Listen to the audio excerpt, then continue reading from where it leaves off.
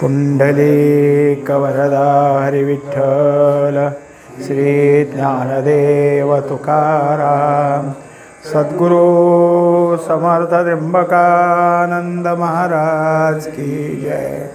महाबुली ज्ञानेश्वर महाराज की जय। शांति ब्रह्म एकनाथ महाराज की जय। श्री गुरुदेव दत्त। स्वात्मसुख 473 ओव्या झाल्या होत्या। चाललेला विषय हा आता उपसंहारापर्यंत आलेला आहे।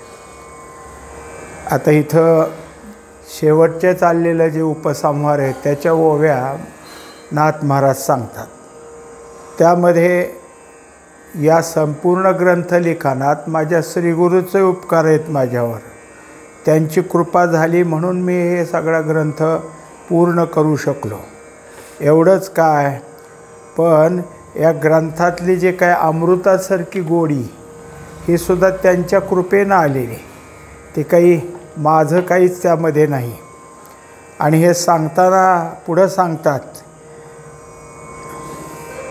परी हेही उपमा थोडी, अमृतपाने अमर कोडी, मरणार नवी बुडी देवोनी मरती। आता अमृत घेणारे स्वर्गातले देव आहेत, ते अमर झाले असं आपण म्हणतो। मग शेवटी आसुराचं त्या ठिकाणी आक्रमण आल्यावर का भेतात, का पृथ्वीवरच्या राजाला बोलवतात, सहाय्य करायला या, सहाय्य करायला या, आणि असं सांगतात की शेवटी प्रलय झाल्यावर ते संपतातच। म्हणजे मग हे अमर कसले। तैसे नवे हे अमृत, जीवे विन जीववित, शिवे विन सामर्थ्य, समर्थोनी दावी। आता हे मात्र अमृत वेगळे, कारण या अमृताला काय आहे, तर हा शब्द अमृत हा शब्द ब्रह्मवाचक आहे। मग ब्रह्माला अमृतच म्हणतात, कारण ब्रह्म कधीच मृत होत नाही, अमृत कधीच होत नाही, असं ते शाश्वत आहे। आणि ते ज्याच्याजवळ प्राप्त होतं त्याच्या ठिकाणी जसं आता अमृत घेणारा अमर होतो, पण नंतर त्याचा देह आहे ते सुटल्यावर, देह आहे म्हणल्यावर देह आहे तोपर्यंत जीव सोडावा लागेल ना। पण इथं तसं न सोडता जीवे विन जीववित, म्हणजे जीव सोडायची गरज नाही, तरीसुद्धा त्यांच्या ठिकाणी काय आहे की जी जीवाची परिपूर्णता आहे ते होते। शिवे विन सामर्थ्य। मग आता हे आत्तापर्यंत जीवाला सामर्थ्य शिव देत होता, शिवाच्या सामर्थ्यानं जीव आपलं काय आहे सगळं काय करायचं। आता शिवाच्या सामर्थ्याची गरज नाही, इतका जीव काय झाला, परिपूर्ण झाला, कारण त्याच्या ठिकाणी श्रीगुरु कृपा झाल्यामुळं जीव नाही तो ब्रह्म झालेला आहे। हे पाने विना अमृतपान, की विदेहा तृप्तीचे भोजन, संत भ्रमराचे निज सुमन, सदा आमोद बहळ। आता या अमृताला, बाकीच्या अमृताला पेय म्हणजे प्यावं लागतं ते, मग हे पाने विन म्हणजे प्यायची गरज नाही। मग कसं आहे, तर तुमची दशाच त्या ठिकाणी अमर होऊन जाईल। त्या ब्रह्मदशेपर्यंत गेला की झालं। आणि जो विदेही असतो त्याला काही नसतं, त्याला खायला भूक लागल्यावर काय जे मिळेल ते सुद्धा ओंझळ करून, भांडं नाही काय नाही, ओंजळीत जेवढं वाढलं जातं, जेवढं मावतं तेवढंच त्याचं जेवण, आणि तो तेवढंच खातो, कमी जास्ती काही नाही।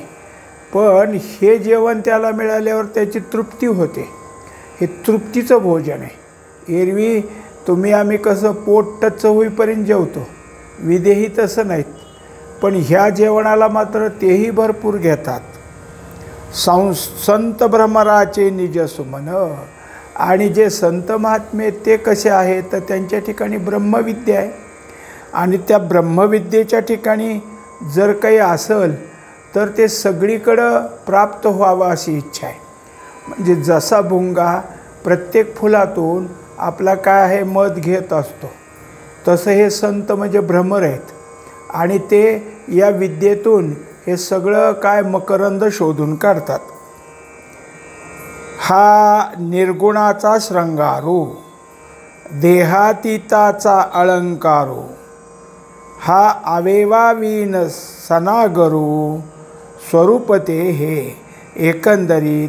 आता त्यात काय आहे, सद्गुरू म्हणलं किंवा देव त्याची नावं घेतली की सगुण पुढे येतं. पण सद्गुरूचं स्वरूप सगुण आहे. ते जे काही आहे ते देहाकडं पाहिल्यावर सगुणत्व आहे, पण जेव्हा त्यांच्या अनुभवाकडं पाहिलं, ज्ञानाकडं पाहिल्यावर ते निर्गुण आहेत. म्हणजेच जे निर्गुण आहे त्या निर्गुणाला श्रंगार करायला लावायचा. याचं कारण काय, तर तिथं श्रंगाराला काय असतं, निर्गुण म्हणजे एक फक्त बिंबस्वरूप आहे. जसं सूर्य एक बिंब आहे, मग सूर्याला दागदागिने घालायचे तर कुठे घालायचे, कारण त्याला काही अवयवच नाही. तसं या श्रंगार जर घालायचे, अलंकार त्यावर घालायचे तर निर्गुण देहातीत आहे.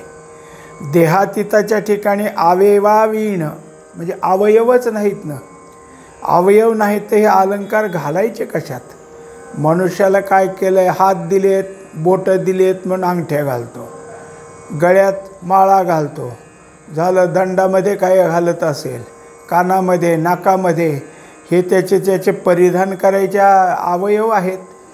निर्गुणाच्या ठिकाणी हा अवयवच नाही, मग त्याला हे सगळे अलंकार घालायचे कुठं. पण तरीसुद्धा त्याच्या ठिकाणी अलंकार आहेत. ते कोणते, तर सर्व सुख ल्यालो सर्व अलंकार, सर्व सुखाचाच अलंकार त्याच्या ठिकाणी आहे. हे डोळे वीण देखते, श्रोते वीण ऐकते, रसने वीण चाखते, स्वादासी हे. शिवाय ब्रह्मरस कसा असतो, तर मुळातच ब्रह्म हे डोळ्याचा विषय नाही, तो जाणीवेचा विषय. म्हणून डोळे वीण देखते. ब्रह्म तर काय केलं, अनुभवाला आलं. पण कसं आलं, तर ते सांगतात की याचं सगळं आता बाकीचं पूर्व निघून गेलं आणि त्याच्या ठिकाणी काय झालं, तर केवळ एकच झालं. त्यामुळं सगळं जग त्याला ब्रह्मरूप दिसायला लागलं. मग हे पाहिलंच की, मग डोळे वीण ब्रह्मच पाहिलं. आता त्याच्याजवळ काय असेल, श्रोत्रे वीण ऐकते. शिवाय या ब्रह्माबद्दल काही बोलताच येत नाही, ते अनिर्वाच्य. तर अनिर्वाच्याचं बोलणं कसं होईल. पण जेव्हा अनुभव वाटतो, तो अनुभव जसा ऐकायला मिळाला तो अनुभवातनंच, म्हणून कान नाहीत. आणि अनुभवाच्या घरात जायला इंद्रियच लागत नाहीत, म्हणून सगळ्या इंद्रिय विरहित असं असणारं हे त्या ठिकाणी प्राप्त झालेलं. आणि ब्रह्मरस गोडी, ती ब्रह्मरसाची गोडी म्हणजे स्वाद आहे. हे चरणे वीण चालते, वदने वीण बोलते, क्रिये वीण करते अकर्तेपणे. शिवाय ब्रह्म सर्व व्यापक आहे. ते कुठं जातं, कुठं राहिलं, कुठं गेलं, काय म्हणायची गरज आहे त्याला, सर्व व्यापक आहे. पण जसं एखाद्या माणसाने काय केलं, एक भांडं घेतलं, रिकामं भांडं, आणि दाखवलं लोकांना, हे काय म्हणलं, रिकामं भांडं आहे. पण रिकामंच आहे का, तुम्हाला नक्की काय ह्यात म्हणायचं आहे. म्हणले रिकामं कसं, ह्यात आकाश आहे. जे काय ह्यातले समजूतदार होते म्हणले ते आकाश आहे. मग त्यांनी वरनं कपडा बांधला त्याला पक्का, हे राहिलं का नाही आकाशात. मग घेऊन गेला दुसऱ्या गावाला, ह्या गावाला आणलं आकाश, त्या गावचं आकाश ह्या गावाला आणलं. आता हे जरी म्हणत असला तरी ह्यांनी फक्त काय केलं, काहीतरी एक क्रिया करून दाखवली एवढंच. तसं काही नसताना चरणे वीण चालते. मग ब्रह्म कसं आहे, तर हे ब्रह्मस्वरूप आहेत, ते ब्रह्मस्वरूप आहेत. मग जसं त्यांनी सांगितलं की हे कोण आहे, विहाय सर्व कामान्यास पमांश्चरती निस्पृहा. म्हणजे जे निस्पृह वृत्तीचे आहेत ते विहाय सर्व काम आहे, सर्व कामना सोडून हिंडत असतात, सगळीकडे हिंडतात, म्हणजेच ब्रह्म हिंडतं. मग ह्या सगळ्या काय आहेत की वदने वीण बोलतं, कोणतंही त्याच्या ठिकाणी काय आहे बोलावं लागत नाही, पण ज्या व्याख्या त्या व्याख्या त्या ठिकाणी बाहेर पडतात. हे अमृताते जीवविते की कल्पतरू याचे मागते, चिंतामणीचे पुरविते मनोरथ हे. एकंदरीत याच्या ठिकाणी काय आहे की कुणी इच्छा केली तर त्याच्या ठिकाणी काय आहे, अमृताची म्हणजे त्याच्या जीवपणाला इच्छा करायचीच गरज नाही असं तिथं ब्रह्मरूपत्व दिलं जातं. कल्पनेच्या पलीकडे दिलं जातं म्हणजे हे कल्पतरू आहेत. चिंता न करता त्याची चिंतामुक्त केली हे चिंतामणी आहेत.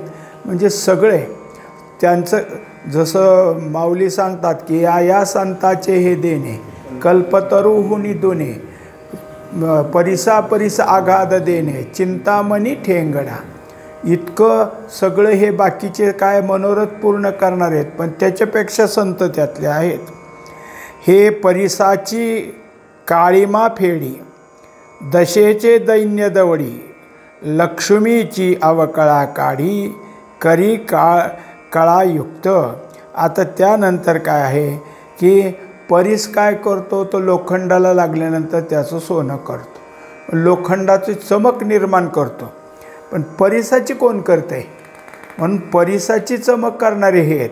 शिवाय कसं आहे की यांच्या ठिकाणी जी श्रुती, त्या श्रुतीला जे आत्तापर्यंत बोलता आलं नाही, बाकीचं सगळं बोलली, पण ब्रह्माविषयी बोलताना नेती नेती म्हणली, तिला ह्याने बोलतं केलं. हे देवाचे देवार्चन, हे जीवाचे जीवस्थान, सकळ साध्याचे साधन हेची एक. तेव्हा जे जे काय आहेत ते ब्रह्मस्वरूप आहेत. आणि आपण काय करतो, देवाला सुद्धा ज्ञानी त्रिकाल ज्ञानी सगळं समजतो म्हणून देवाची पूजा करतो. देव कुणाची पूजा करतात, तर देव यांचीच पूजा करतात. कारण हे देवादी देव, माऊली म्हणतात देवादी देव बरवा. मी जो काय पाहिला तो देवाचा देव आहे, त्याची हे पूजा करतात. हे जीवाचे जीवस्थान आणि जेवढे काही आहेत त्या सगळ्याचं स्थान हेच आहे. सकळ साध्याचे साधन हेच एक. आणि जेवढी काही साधनं सांगितली गेली त्या सगळ्या साधनाचं हे साधन आहे. हे अव्ययाचे आयुष्य, हे अद्वयाचे रहस्य, हे सामरस्याचे सामरस्य सहजान्वये. आता जे कधीच व्यय होत नाही, ज्याचं आयुष्य कधी मोजायचं असतं, जे कमी कमी होत जातं त्यात. माऊली सांगतात ना की तुम्ही 50वा वाढदिवस केला, तुम्ही 60वा वाढदिवस केला, 61 केली, 61 खाल्ले तुमचे काळाने, त्याचा आनंद मानता का? म्हणजे जे संपत आहे पण हे न संपणाऱ्याचं आयुष्य आहे. अद्वयाचे रहस्य, आणि जे अद्वय ते कधीच कोणाच्या ठिकाणी स्पष्ट होत नाही असं रहस्य असणारं हे अद्वय. सामरस्याचे सामरस्य सहजान्वये, आणि सगळ्याशी समरस होणारं सहज प्राप्तीचं ठिकाण. हे अजन्माचे जन्मपत्र, हे क्षेत्रविहीनाचे सुक्षेत्र, हे अनादीचे आदिसूत्र अभंगत्वे. आता जे जे परब्रह्माला लागू पडणारे शब्द आहेत, वास्तविक ह्या शब्दाला परमात्म्याचं सांगणं कसं असतं की लावायचं, अजन्मा, हे सगळे अजय, तसं ह्याच्या ठिकाणी दाखवलं. हा कसा आहे तर अजन्माचे जन्मपत्र, शिवाय क्षेत्रविहीनाचे सुक्षेत्र. आता तो अजन्म आहे तरीसुद्धा त्याला कसं प्राप्त करायचं आपण लिहिलं नाही ह्यात, म्हणून ते जन्मपत्रच झालं. शिवाय काही तिथं नाही, याला कुठलं क्षेत्र मर्यादा नाही, क्षेत्रविहीन आहे. पण क्षेत्रविहीनाला समजून सांगायला ज्या ग्रंथात घेतलं तेवढं त्याचं ते क्षेत्र झालं. हे अनादीचे आदिसूत्र, आणि जे परमात्मा स्वरूप आहे अनादी, पण ते समजून सांगण्याचं सूत्र ह्यात आलं. दया येणे दयालुत्व, कृपा येणे कृपालुत्व, साम्यासी सत्यत्व येणे एके. शिवाय जे जी काही दया आहे त्या दया याच जाग्यातून आली. कृपा आहे, कृपा इथूनच आली. जे साम्य आहे ते या सत्यातूनच आलेलं आहे. येणे प्रकाशे प्रकाश भासे, येणे देखणे नित्यत्व दिसे, येणे सुखे सुख उल्हासे उचंबळत. शिवाय कसं आहे, हाच प्रकाश स्वरूप आहे. त्यामुळं सगळं जेवढे काही यदादित्यगतम तेजो जगद्भासयते किलम, हे सगळे याच्या प्रकाशानं प्रकाशित आहेत आणि याच्या असण्यानं सगळे आपण पाहत असतो. म्हणजे मनुष्याला प्रकाशात सगळ्या वस्तू दिसतात, पण डोळे झाकल्यावर काही दिसेल का? पण हे मात्र डोळे झाकल्यावर सांगता अंधार आहे बरं का. म्हणजे अंधाराला पाहणारं हे आहे. येणे सुखे सुख उल्हासे उचंबळत, शिवाय स्थिर सुख आहे आत्मसुख म्हणजे, पण उल्हासात आणण्याची ताकद याच्यातच आहे. येणे नाठवे देह गेह, येणे तुटती संदेह, हे देही देह विदेह याचे होय. एकदा ब्रह्मदशा आली की देहाची आठवण नाही, घरदाराची आठवण नाही, संपत्तीची आठवण नाही, देहाची आठवण नाही, म्हणजे विदेहाची सुद्धा आठवण नाही. हे निजांगाची गोडी, गुरुकृपा उपलब्धी पुढी, तेत नीच नवी गोडी, होय ते कळे. शिवाय कसं आहे तर ज्याच्या ठिकाणी स्वाभाविक गोडी, पण हे कधी उपलब्ध होती? श्री गुरुच्या कृपेनंच. एरवी श्री गुरुची कृपा प्राप्त झाली की एकदाच गोडी घेतली असं नाही, नित्य नवी गोडी तुम्हाला मिळेल. हो का वत्साचे मनी, आवडी जैसे स्तनपाणी, का दुकळले भोजनी सादर जैसे. जसं लहान बाळ आई जेव्हा अंगावर पेत असलं म्हणजे त्याला आई लागते आणि आईने मांडीवर घेतलं की प्यायला मागतं, त्याला स्तनपानाची आवड असते. आणि दुष्काळातला मनुष्य त्याला भोजनाची आवड असते. कुठं मिळतं आहे, कुठं अन्न छत्र आहे, कोण अन्न वाटतं आहे, त्याच्या दारात तो जातोच. ना तरी निराळीच्या पाऊसा, झेलू जाणे चातक जैसा, गुरुवचना लागी तैसा स्वानंदे सादरू. तेव्हा जे निराळी म्हणजे आकाशातले आकाश, असं जे थेंब झेलणार आहे तो चातक आहे. तो खालचं पाणी पित नाही, थेंबच्या वरच्यावर थेंब झेलतो. आणि तसं श्री गुरुचं वचन सहजासहजी झेलून अंतःकरणात ठेवणारे जे कोणी असतील ते स्वानंदे सादरू, ते ह्या स्वानंदामध्ये बुडून जातात.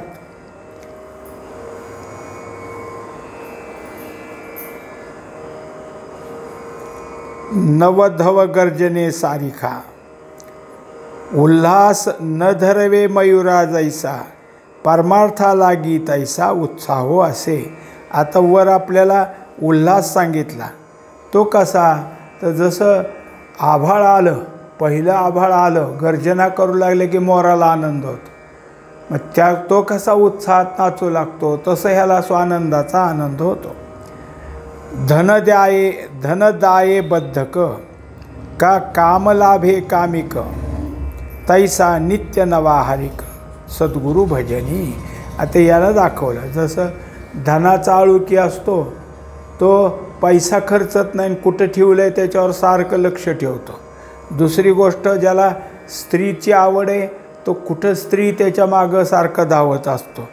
तसं हे सगळं प्राप्त व्हायला सद्गुरूचं भजन करून त्यांच्या जवळ जातो, म्हणजे ऐकायला मिळेल म्हणून. ऐसे गुरुचरणी ज्याचे प्रेम, तेणे केले सकळ नेम, परमार्थाची वर्म फावले त्यासी. एकंदरीत जो श्रीगुरूचं प्रेम धारण करणार आहे त्यांनी आपल्या ठिकाणी जीवनाचे नियम धारण केले आणि तो जे काय असेल ते परमार्थाचं वर्म समजून घेतो. त्यासीच योगा कळे, त्यासीच तत्व कळे, सकळ साधनाची फळे त्यासीच फळती. आता तोच साधन करू शकतो, तो योग करू शकतो, तो तत्व जाणू शकतो आणि कोणतेही साधन परिपूर्ण करू शकतो. या परी जो साधक गुरुवचन चातक, त्यासी हा ग्रंथ विवेक सफळित फळे. आता जे काय असेल, जसं ग्रंथाच्या शेवटी फल सांगतात तसं फल सांगायला लागले की जो श्रीगुरूचं वचन चातकासारखा झेलतो त्याला या ग्रंथातला विवेक कळल आणि त्याला फळ देईल. नवल या फळाचे निज, वरी त्वचा ना आत बीज, नुसतया रसाचे नि रसकुंज, फळरूपे फळले. आता हे जे फळ आहे ब्रह्मरसाचं, ह्याचं नवल काय, ह्याला साल नाही आणि आत कुठले बिये किंवा आटोळी नाही, सहज खाऊन टाकता येतं. ह्याच्यामध्ये अडथळा काय नाही, सहज गिळता येतं. हे कवित्व मुद्रेची फळे चिन्मात्रैक निर्मळे घमघमिता ती परिमळे स्वानंद बोधे. एकंदरीत या ग्रंथातलं जे कवित्व झालेलं आहे ते कवित्व आणि त्या कवित्वातले रसिकत्व हे चिन्मात्राच आहे, चैतन्यरूप मात्रा आहे त्यात. आणि त्यामुळं हे सगळं काय आहे आनंदापर्यंत नेणार आहे आणि ह्याचा तसा सुवासही सुटलेला आहे. दुरुनी येताची वास धावती विवेक राजहंस मुमुक्षू सारंगाचे भौवस रुंजी करीती समुदाये.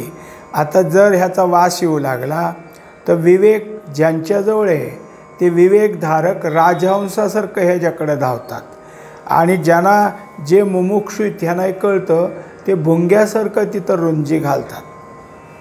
तेथ शुकादी संतृप्त झाले सुभाषित बोलती दे बोले तेही वचनी संतोषले श्रीमंत साधू.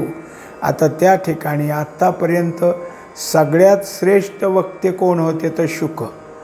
त्यांनी सगळ्या भागवताचं काय आहे वक्तृत्व केलं, ते सुद्धा यांच्या ह्याच्यामध्ये अगदी रमून गेलेले आहेत.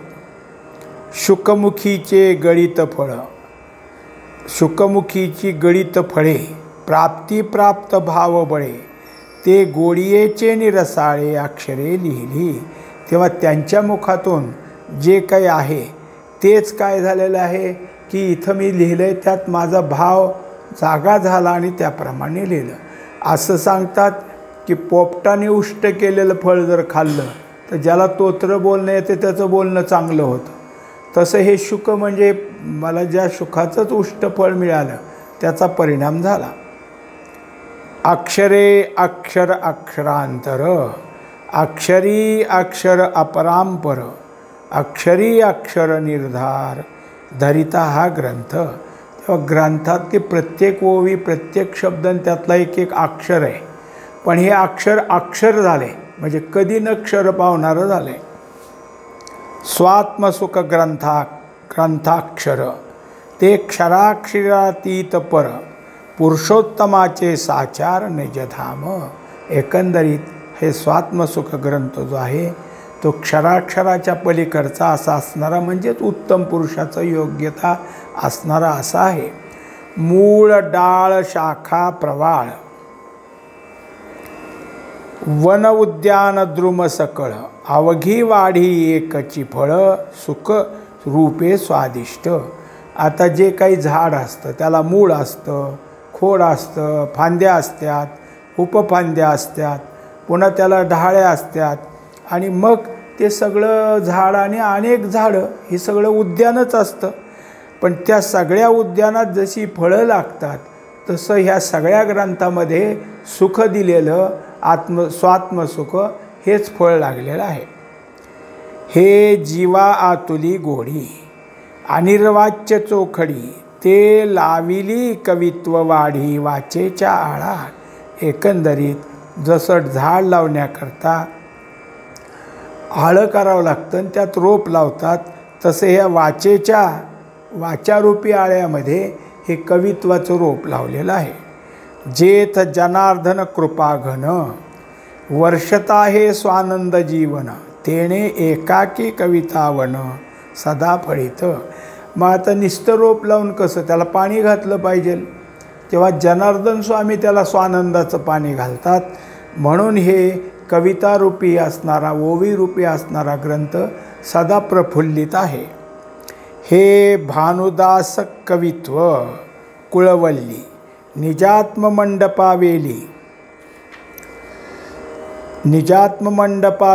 गेली एका जनार्दनी पुष्पफळी संत सुखी हे होतो. आता त्याने आपल्या कुळातला जे पुरुष आहे आद्य पुरुष ते सांगितलं की भानुदास कुळातनं हे कवित्व झालं ही एक प्रकारे वेलच आहे. आणि ते कुठे गेली तर निजात्ममंडपा गेली. माझा जे आत्ममंडप आहे त्या मंडपावर वेल चढवलेली आहे आणि तिला जनार्दन स्वामीमुळं फुलं आणि फळं आलेली आहेत. हे स्वात्मसुख निज कथा विवेक वैराग्ययुक्त श्रोता श्रवणे श्रवण करिता ये समाधी अवस्था लोटांगणी. एकंदरीत हे स्वात्मसुखाची कथा ऐकताना जे विवेक वैराग्ययुक्त आहेत त्या श्रोत्यांना समाधी लागेल. हे समाधी अवस्था लोटांगणी एक एक तू जनार्दना म्हणवोनी नुरविली एकपणा या लागी ग्रंथगणना संपूर्ण झाली. आता मी एकनाथ जनार्दनाला शरण गेल्यामुळं माझं ऐक्य झालं आणि आता हे जे काही लिहित होतं ग्रंथ ते संपूर्ण होत आला. एका जनार्दनी परिपूर्ण जनार्दन अभिन्न हे जासी कळली खूण स्वात्मसुख जाण तो लाभे. ते एकंदरीत ज्याला हे सगळं हे जनार्दनच आहे कळलं त्याला आत्मसुखसुद्धा कळालं. एका जनार्दना शरण स्वात्मसुख ग्रंथ संपूर्ण आत्महितार्थ केला जाण श्रवण मात्रे सुख होय. तेव्हा आपल्या हितासाठी हा ग्रंथ केला आहे. जे कोणी ह्यात काय आहे जाणतील श्रवण करतील त्या स्वात्मसुखाला जातील. या ग्रंथाच्या शेवटी आपण सगळं पाहत असताना असं लक्षात आलं की ह्याच्यात काय काय मुद्दे आले तर सतरूप चिद्रूप आनंद रूपाचं वर्णन झालं. गुरुकृपेची गरज सांगितली. काळ माया ही ह्या श्री गुरुकृपेपुढं काही करत नाही असा एक मुद्दा झाला. अविद्येचा निराश झाला. ज्ञानी पुरुषास प्रारब्ध भोग काही करत नाहीत सांगितलं. मायेचे उपकार कसे आहेत ते सांगितलं आणि समाधी म्हणजे काय कशी समाधी असते ते सांगितलं आणि शुद्ध भावाची गरज आहे हे मुद्दे या ग्रंथामध्ये घेतलेले आहेत. इति श्री स्वात्मसुख ग्रंथ संपते पीयूष श्रोते वक्ते एकमुख सदा संतुष्ट होतु. पुंडलीक वरदारी विठ्ठल श्री ज्ञानदेव तुकाराम सद्गुरु समर्थ त्र्यंबकानंद महाराज की जय. माऊली ज्ञानेश्वर महाराज की जय. शांती ब्रह्म एकनाथ महाराज की जय. श्री गुरुदेव दत्त.